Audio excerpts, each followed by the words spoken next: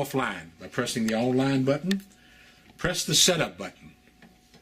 Now we'll go over and press number 1 for menu, and use the number 4 button, which is the next. Scroll up to where the LCD is going to say I/O.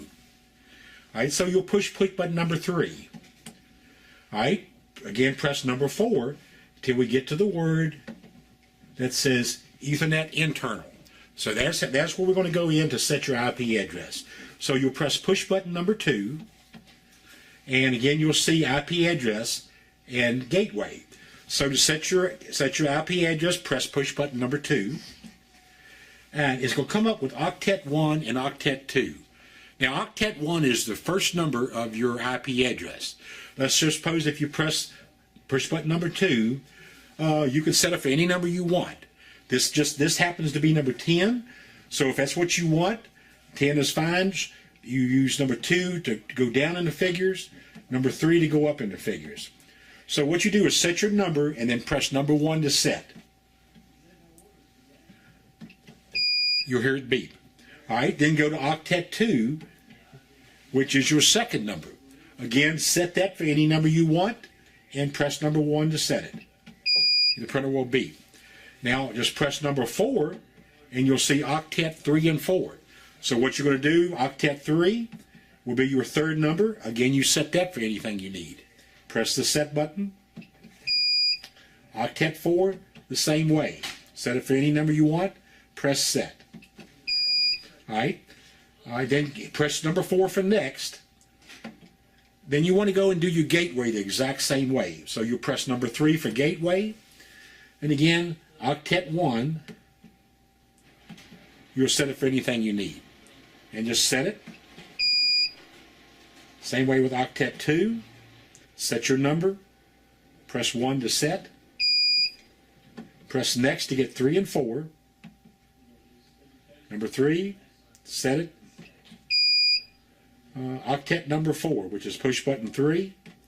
Set your number and set it. So once we set the gateway in there, you'll just go back and press next again and press number 4 again. This time it'll scroll up to subnet and IP get method. Alright, so to set your subnet, you'll press push button number 2, octet 1, just like we did before. It's going to be most likely 255. So set it whatever number you want, but most likely it's going to be 255. Set number 1 to set it. Okay, same way with octet 2, which is normally 255. You'll set that also. Alright, press the next button to get 3 and 4.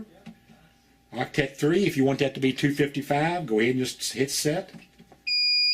And octet 4, which is normally 0 in a lot of networks, just make it say 0 and hit set. Now we've set our gateway, net mask, and IP address. So press the next button.